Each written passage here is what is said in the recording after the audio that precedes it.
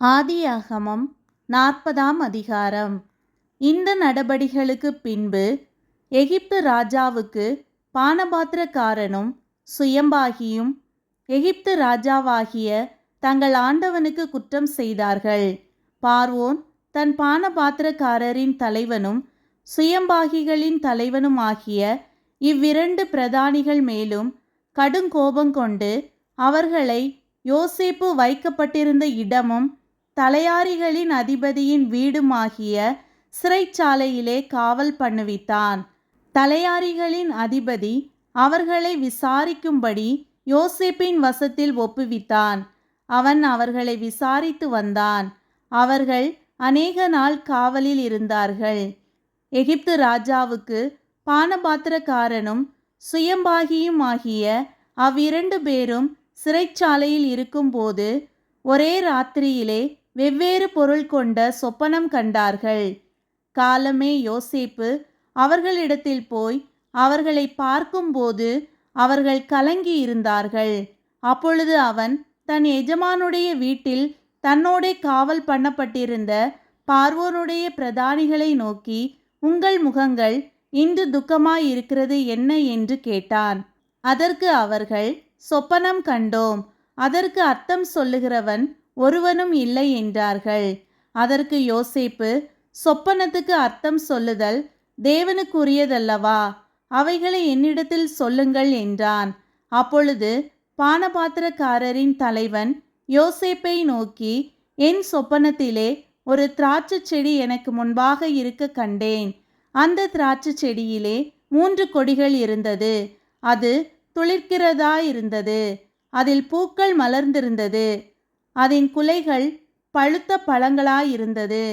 பார்வோனுடைய பாத்திரம் என் கையிலே இருந்தது. நான் அந்த பழங்களை பறித்து அவைகளை பார்வோனுடைய பாத்திரத்தில் பிழிந்து அந்த பாத்திரத்தை பார்வோனுடைய கையிலே கொடுத்தேன் என்று தன் சொப்பனத்தை சொன்னான்.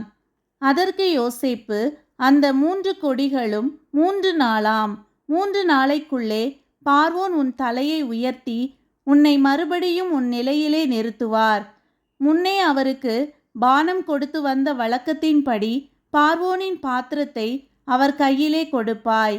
இதுதான் அதன் அர்த்தம் என்று சொன்னதுமன்றி, நீ வாழ்வடைந்திருக்கும்போது என்னை நினைத்து என்மேல் தயவு வைத்து என் காரியத்தை பார்வோனுக்கு அறிவித்து இந்த இடத்திலிருந்து என்னை விடுதலையாக்க வேண்டும்.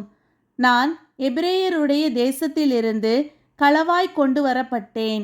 என்னை இந்த காவல் கிடங்கில் வைக்கும்படிக்கும் நான் இவ்விடத்தில் ஒன்றும் செய்யவில்லை என்றும் சொன்னான். அர்த்தம் நன்றாயிருக்கிறது என்று சுயம்பாகிகளின் தலைவன் கண்டு யோசேப்பை நோக்கி, நானும் என் சொப்பனத்தில் 3 வெள்ளை கூடைகள் என் தலையின் மேல் இருக்க கண்டேன். மேற்கூடையிலே பார்வோனுக்காக சமைக்கப்பட்ட சகலவித பலகாரங்களிலும் கொஞ்சம் கொஞ்சம் இருந்தது. என் தலையின் மேல் கூடையில் இருந்தவைகளை பறவைகள் வந்து பட்சித்தது என்றான். அதற்கு யோசேப்பு, அந்த 3 கூடைகளும் 3 நாளாம். இன்னும் 3 நாளைக்குள்ளே பார்வோன் உன் தலையை உயர்த்தி உன்னை மரத்திலே தூக்கி போடுவார். அப்பொழுது பறவைகள் உன் மாம்சத்தை தின்னும். இதுதான் அதன் அர்த்தம் என்று சொன்னான். 3ஆம் நாள் பார்வோனுடைய ஜன்ம நாளாயிருந்தது. அவன் தன் ஊழியக்காரர் எல்லாருக்கும் விருந்து பண்ணி பானபாத்திரக்காரருடைய தலைவன் தலையையும் சுயம்பாகிகளுடைய தலைவன் தலையையும் தன் உத்தியோகஸ்தரின் நடுவே உயர்த்தி பானபாத்திரக்காரரின் தலைவனை பானங்கொடுக்கிற தன் உத்தியோகத்திலே மறுபடியும் வைத்தான். அந்தபடியே அவன் பார்வோனுடைய கையிலே பாத்திரத்தை கொடுத்தான். சுயம்பாகிகளின் தலைவனையோ தூக்கி போட்டான். யோசேப்பு அவர்களுக்கு சொன்ன அர்த்தத்தின்படியே சம்பவித்தது. ஆனாலும் பானபாத்திரக்காரரின் தலைவன் யோசேப்பை நினையாமல் அவனை மறந்து விட்டான்.